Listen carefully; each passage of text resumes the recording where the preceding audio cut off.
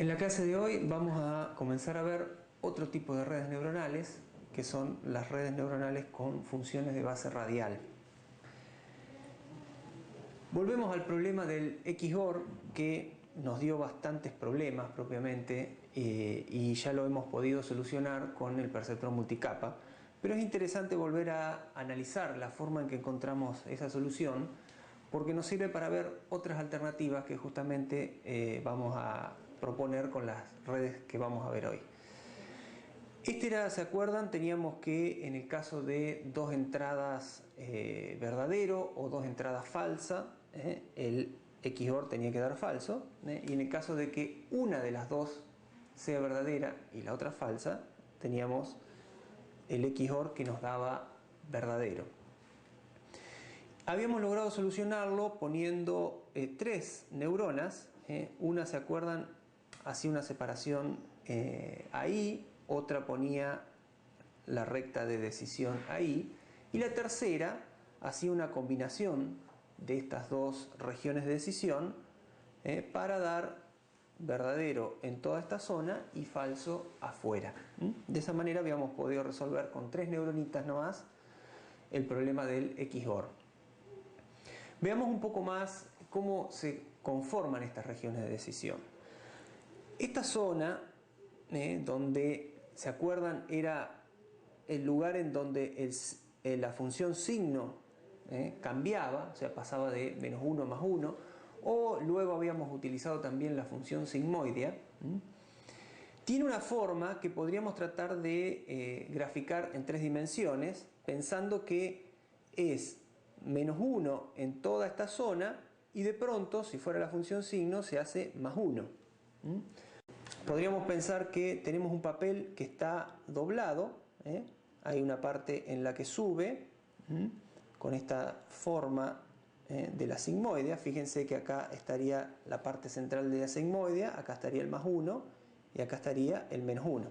En el caso que tuviéramos la función signo, esa subida sería mucho más escarpada y sería como un escalón de una escalera.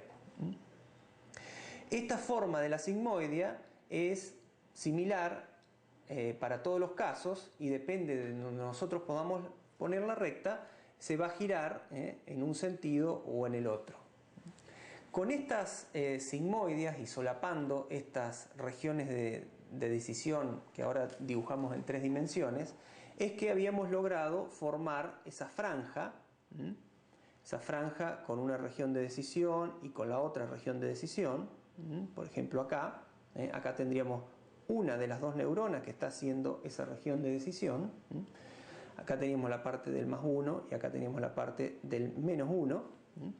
Y con la otra neurona tendríamos que lograr formar una zona en donde la subida estaba un poco más adelante, como recordarán.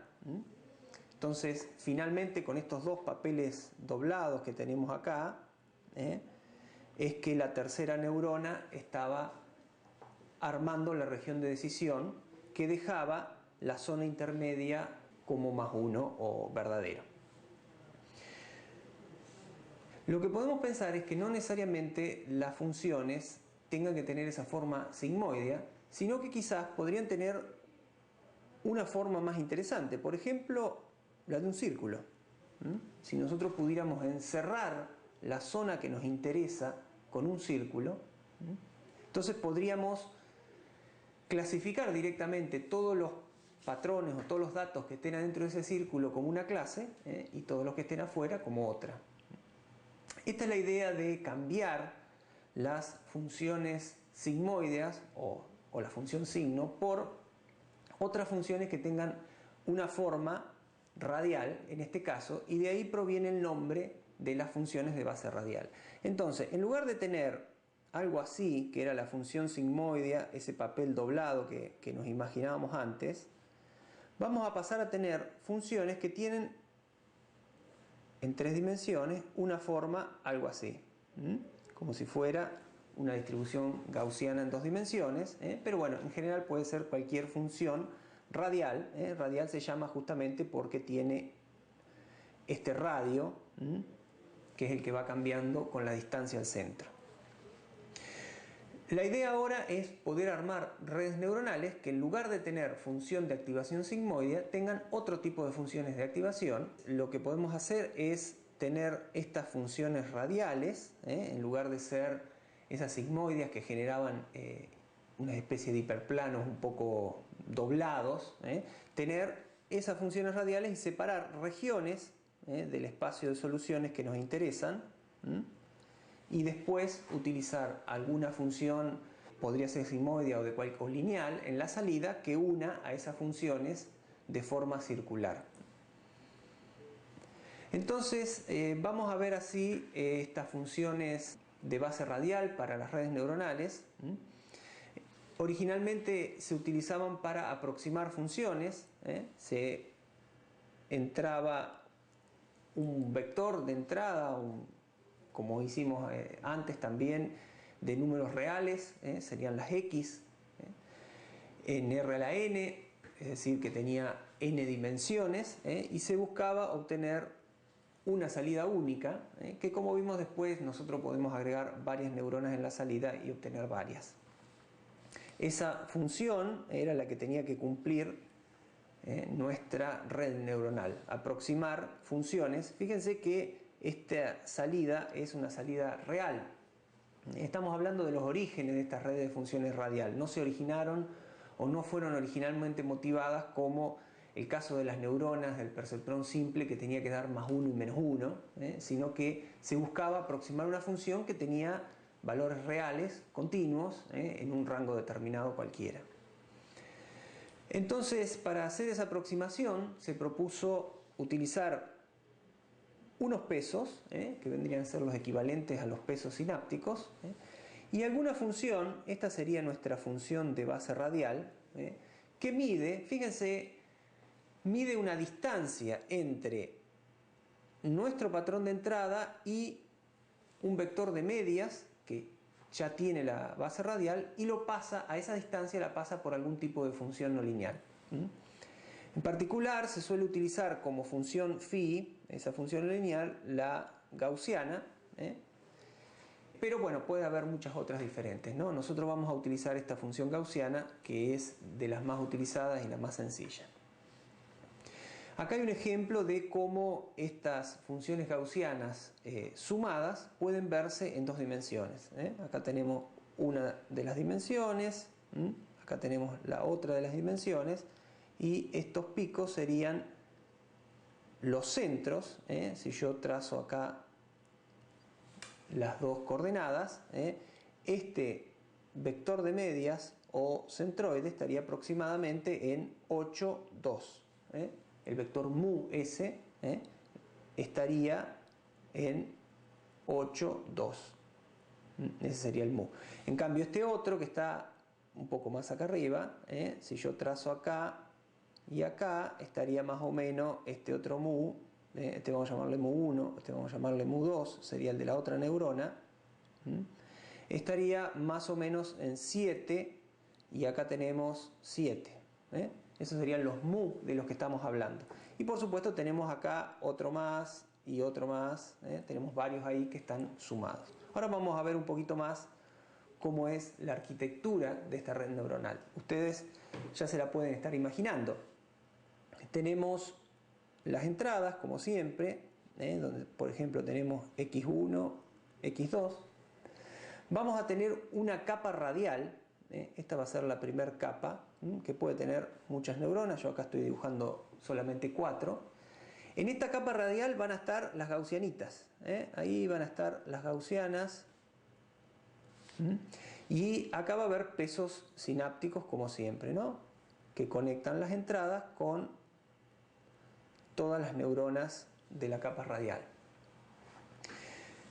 Estas gaussianas, fíjense que cada una de las gaussianas va a recibir dos entradas, la entrada de x1 y la entrada de x2. Por lo tanto, esas gaussianas van a estar en R a la 2. Van a ser gaussianas parecidas a las que vimos en el ejemplo de antes. Y luego podemos tener una o más salidas. En principio podríamos dibujar una salida ahí, y vamos a tener los pesos sinápticos que conectan la salida de cada una de esas gaussianas a la salida final de la neurona. Como estas redes neuronales se motivaron originalmente para un problema de aproximación de funciones, la salida generalmente se utiliza una función lineal, o sea, directamente una constante. No hay ahí, hay por supuesto los pesos, el W1, el W2, el W3, el W4, y una constante que simplemente escala la salida, pero no una función no lineal como estamos acostumbrados a utilizar en los perceptrones multicap. Otro detalle que podemos mencionar es que, por supuesto, como siempre, acá tenemos una entrada -1 y un W sub 0. En definitiva, esto que tenemos acá al final es un perceptrón simple con salida lineal. Y las neuronas de base radial no requieren ese sesgo o bias. Esta es la arquitectura básica, después por supuesto hay muchas variantes. En general, la capa de entrada directamente se ponen todos pesos 1, y la relación entre las entradas y la gaussiana se ajusta sobre todo con los parámetros de la gaussiana, básicamente la media y la desviación estándar. Vuelvo a resaltar que si esta gaussiana recibe dos entradas, por lo tanto está parametrizada en R a la 2, este vector de media va a tener dos valorcitos. En principio puede tener dos valores, pero ya vamos a ver que es un poquito más complicado. Entonces ahora podemos empezar a plantear el modelo matemático un poquito más en detalle. Están las salidas, que aquí tenemos K porque pueden ser varias salidas diferentes. Acá están los pesos sinápticos, fíjense, de la capa de salida, o sea que son los W que estaban al final. Recuerdan que habíamos puesto todo 1, los W de la capa de entrada. Acá tenemos la función de base radial, y acá tenemos la entrada. Ese sería el modelito, fíjense que es muy sencillo. Como función de base radial, recordarán que hacíamos una distancia, la distancia entre la entrada y el vector de medias. O sea que estamos viendo la entrada, qué tan lejos está de la media de cada una de las gaussianas. Y esa distancia era la que entraba realmente a la función radial, que era una gaussiana. Observen que tenemos acá J, es el índice que indica las distintas neuronas de la capa radial, de la capa de base radial. O sea que para cada una de las J vamos a tener un vector mu diferente. Cada neurona de base radial va a tener su propio vector de medias. Y acá está un poco simplificado. Fíjense que hay un solo valor de sigma, que es el mismo para todas las dimensiones. O sea que es un modelo bastante simple. Después vamos a analizar un poquito más en detalle eso. Entonces, lo que nos queda ahora es ver cómo podemos hacer para entrenar esta nueva red neuronal.